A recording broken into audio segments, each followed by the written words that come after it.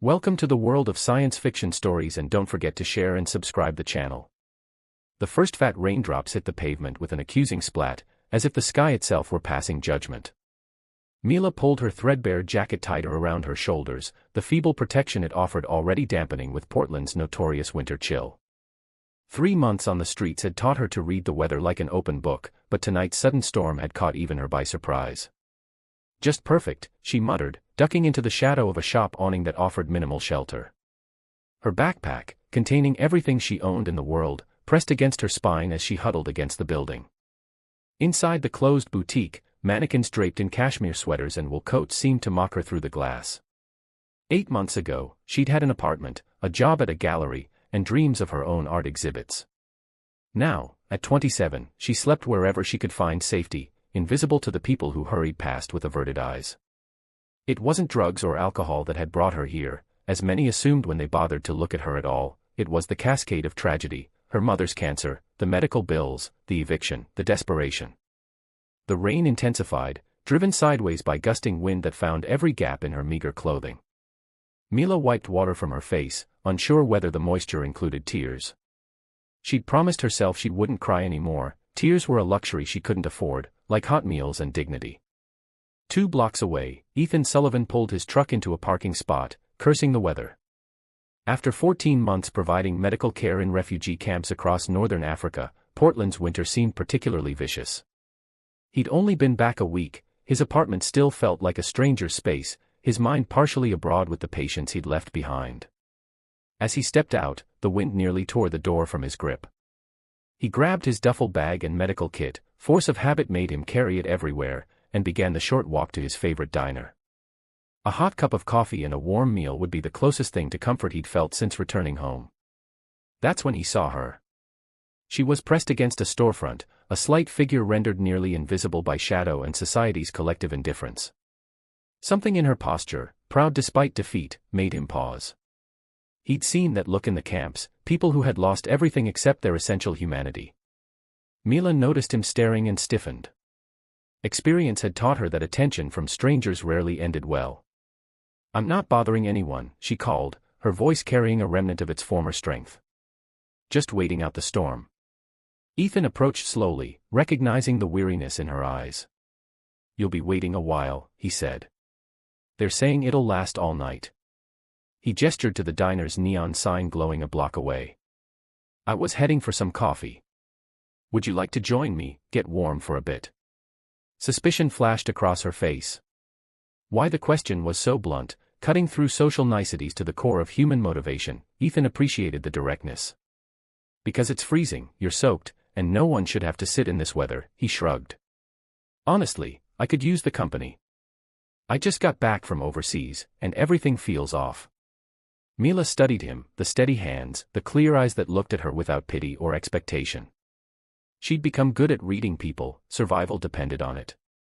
There was something in his gaze that spoke of having witnessed suffering without becoming callous to it. "Just coffee," she said finally, hunger overriding caution. The diner was nearly empty, the storm kept most patrons home. The waitress gave Mila a quick, evaluating glance but said nothing as Ethan led them to a booth by the window. The warmth of the place hit Mila like a physical wave, making her realize how cold she'd truly been. "I'm Ethan," he said, setting his bags down. "Mila," she replied, still poised for flight.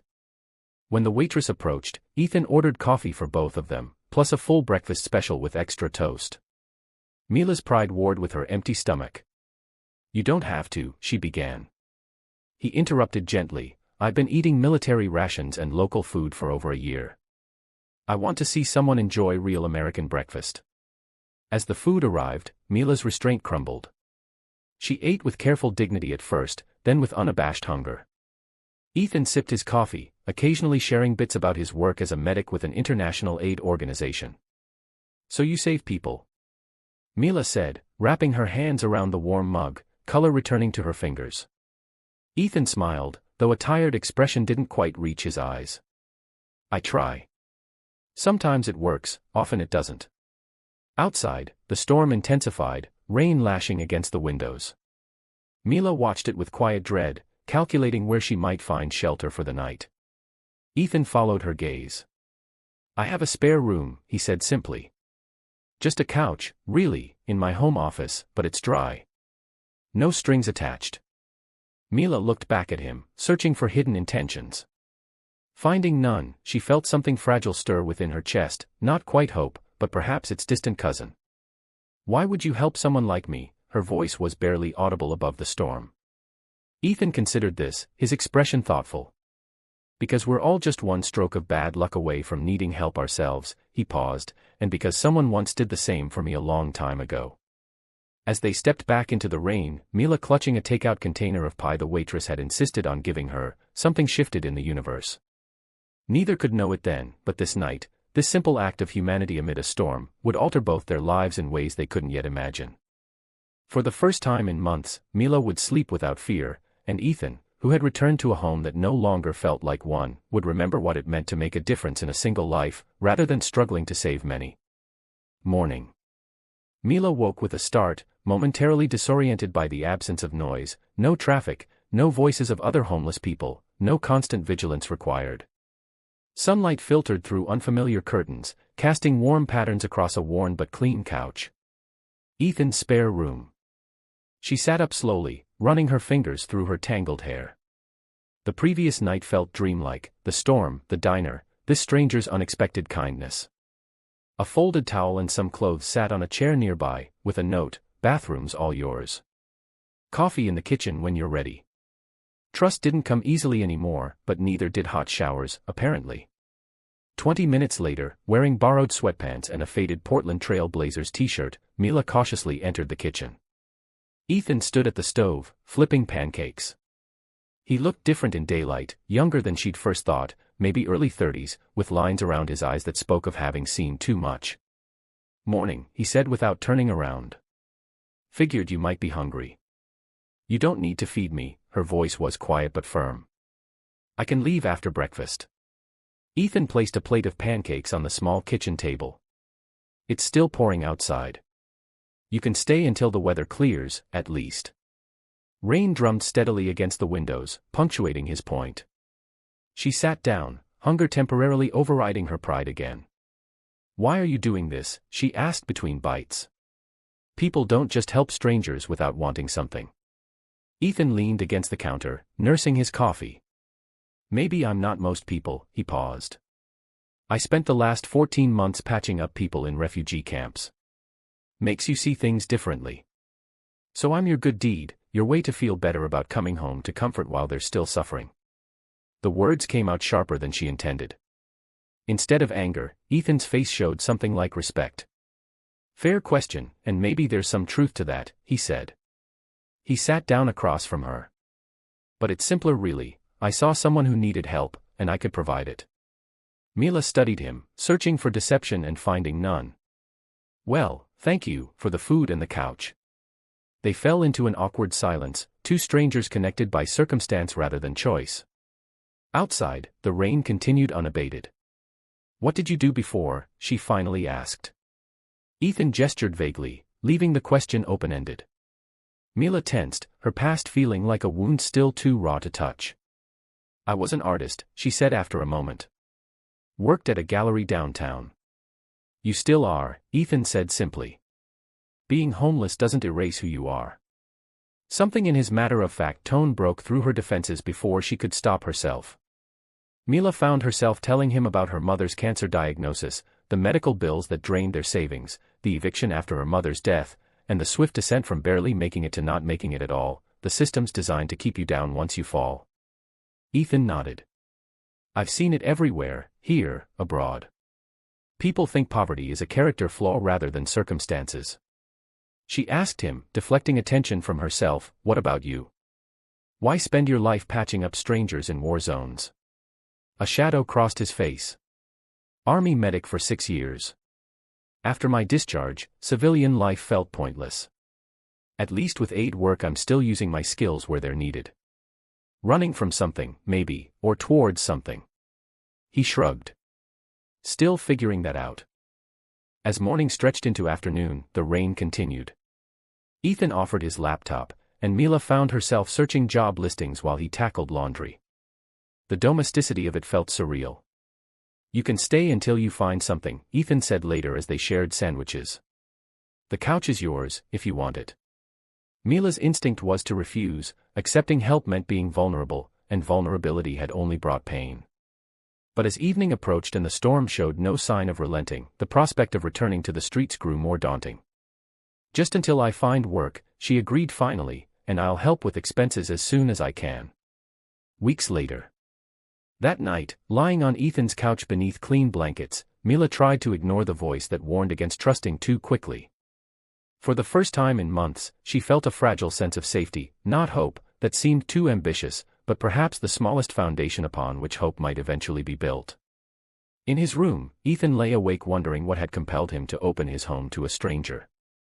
Perhaps it was recognizing in her eyes the same loss and displacement he'd felt since returning home, or maybe it was simpler than that, the human instinct to reach toward another human in darkness.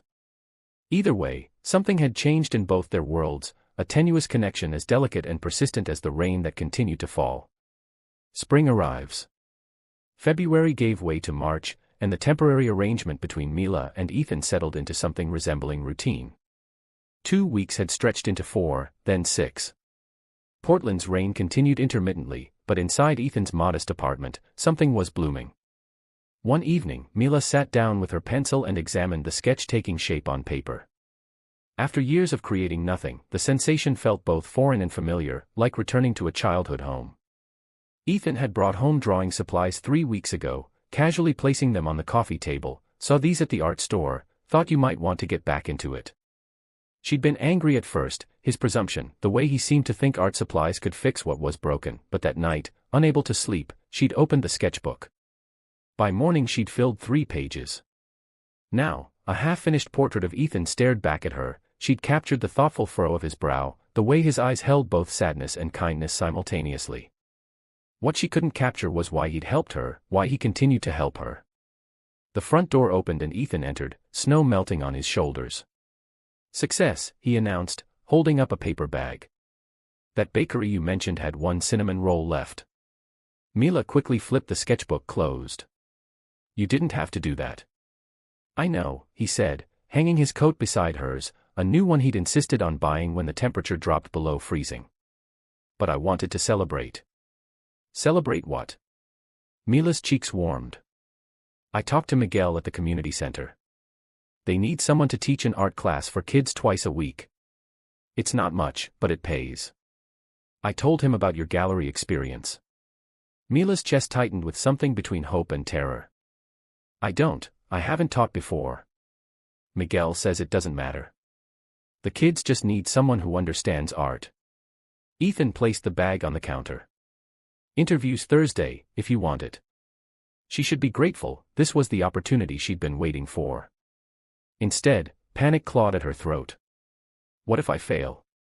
What if they take one look at me and know I was homeless? Ethan approached slowly, sitting on the arm of the couch. "Being homeless was something that happened to you, Mila, it wasn't who you are." "You don't understand," she said, her voice caught. "When you lose everything, you lose yourself too. Then you find yourself again, piece by piece," he said simply. That evening, over shared cinnamon rolls and coffee, the space between them seemed to change density, charged with unspoken possibilities. Mila looked away first, suddenly conscious of the domesticity they'd created, this makeshift home that felt more real than anything she'd known before her fall. Thursday came, and Mila stood before her reflection in Ethan's bathroom mirror. She cut her hair, applied subtle makeup borrowed from the woman next door, and dressed in affordable but professional clothes, new, purchased with her first advance from the community center after a phone interview that had gone surprisingly well. "You ready?" Ethan called from the living room. She emerged, and something in his expression made her cheeks warm. "You look," he cleared his throat. "They'd be crazy not to hire you." The interview went better than she dared hope. The position was secured, and within 2 weeks, Mila found herself teaching art to children whose eyes lit up when she showed them how shadows created depth, how lines could capture emotion. March became April. Mila's first paycheck went toward a small contribution to Ethan's rent, an offering he tried to refuse until he saw the pride in her eyes, the need to give something back. One evening, as spring properly arrived in Portland, they sat on Ethan's small balcony. Mila had been working on a series of drawings, streets and faces from her time homeless, transformed through her artistic lens into something powerful rather than pitiful. "I've been thinking about getting my own place," she said quietly, watching his reaction from the corner of her eye. Something flickered across Ethan's face, disappointment quickly masked. "That's great. You should.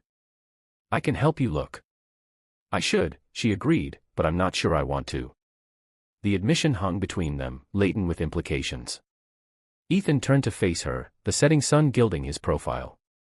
"Mila," he murmured, "you saved me." She interrupted, "But it's more than that now, isn't it?" His hand found hers, warm and solid. "It's been more than that for a while." Neither moved to close the distance between them, not yet, but something fundamental had been acknowledged, this connection that had grown from compassion into something deeper, something with roots and possibilities. "We've both been broken," Mila said softly. "Maybe that's why this works," Ethan's fingers tightened around hers, "or maybe it works because we're both still trying to be whole." Love blossoms. May arrived with an explosion of cherry blossoms and new beginnings. Mila stood before her canvas in what had once been Ethan's spare room, and was now her studio, a transformation that had happened so gradually neither of them had formally acknowledged. Light poured through the window as she added final touches to the centerpiece for her upcoming exhibition, a small showing at the community center where she taught. The painting depicted a woman huddled in a doorway during a storm, while a hand extended from the edge of the canvas offered not a handout but connection. The symbolism wasn't subtle, but it wasn't meant to be. "That's incredible," Ethan's voice came from the doorway. He leaned against the frame, his hair still damp from the shower, watching her with undisguised admiration. Mila stepped back, critically examining her work. "You think people will understand it? What it means to be seen when you're invisible?" "They will, when you explain it." He moved behind her, close enough that she could feel his warmth.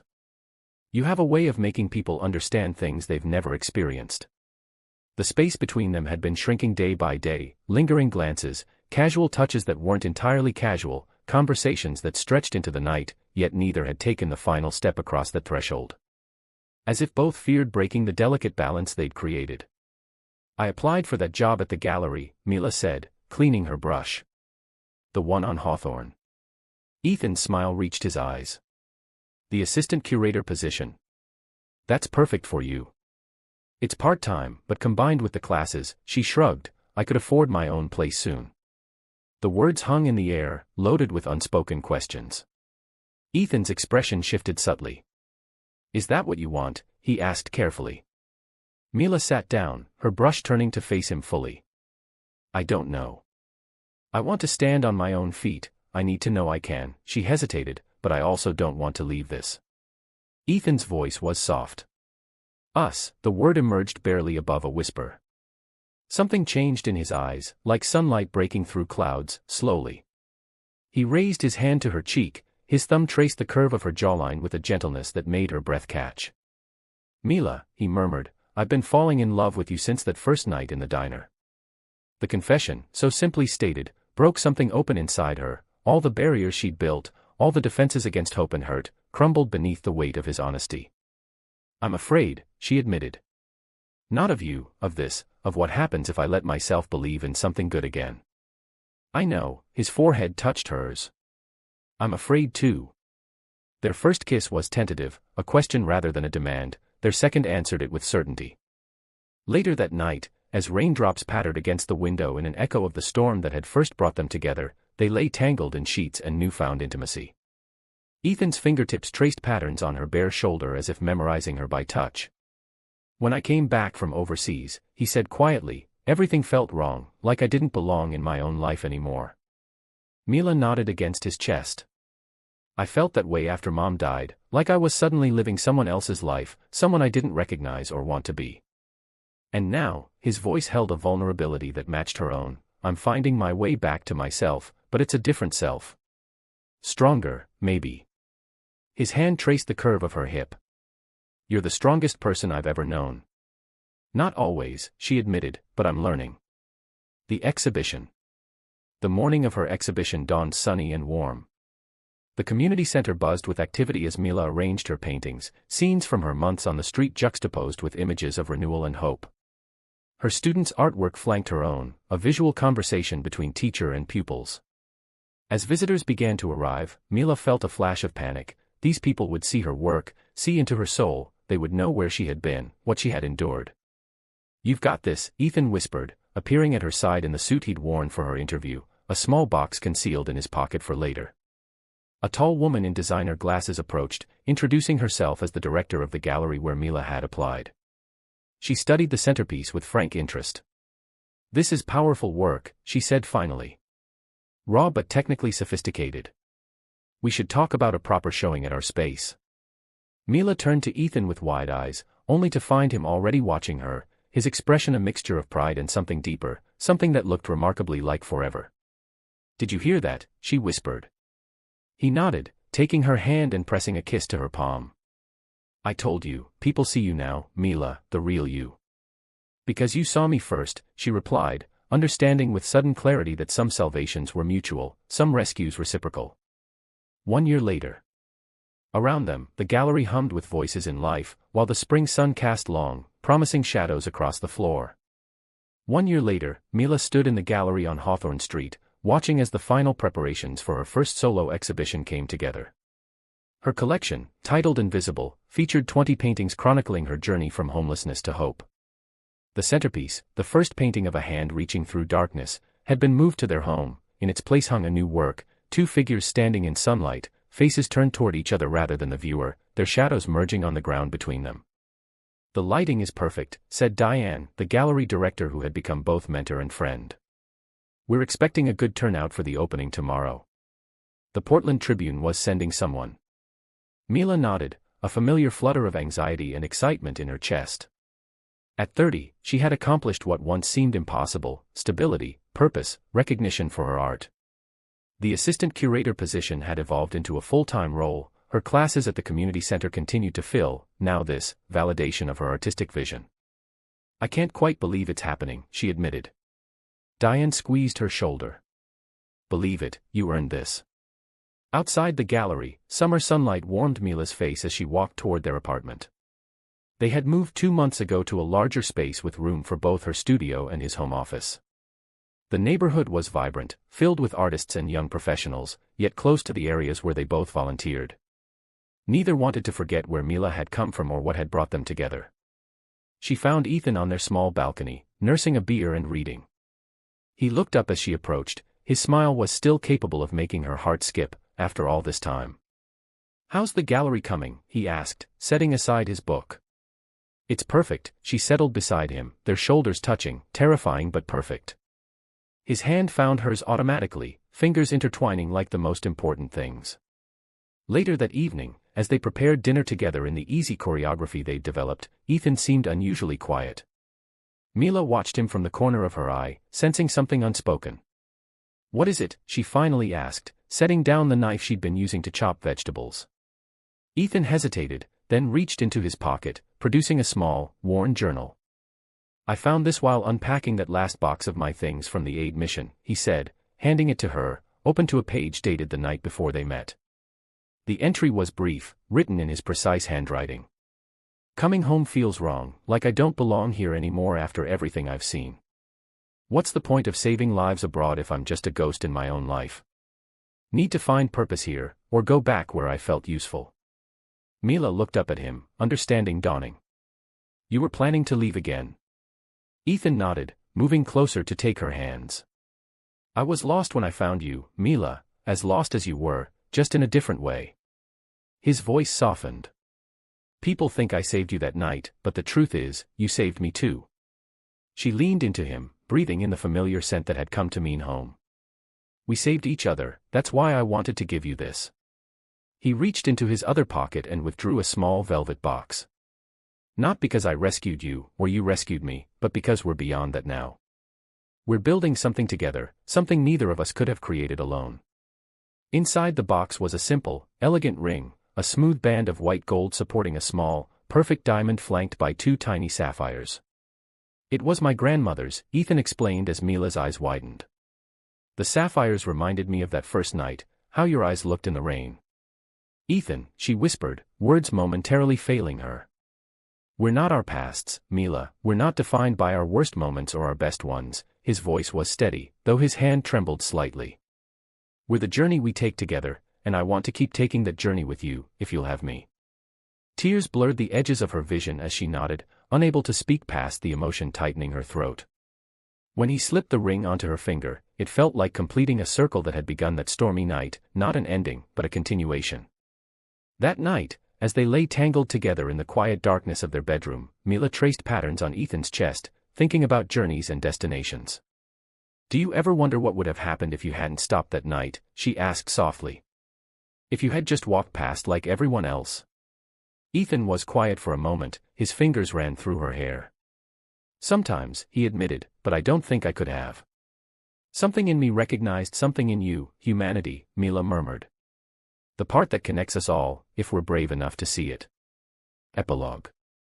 The next day, as the gallery filled with visitors admiring her work, Mila stood with Ethan beside the painting of the two figures in sunlight. Several people had already inquired about purchasing it, but she marked it not for sale in the catalog. A young woman approached her, her eyes moving between the painting and Mila with something like recognition. She was thin, with the watchful gaze of someone acquainted with hardship.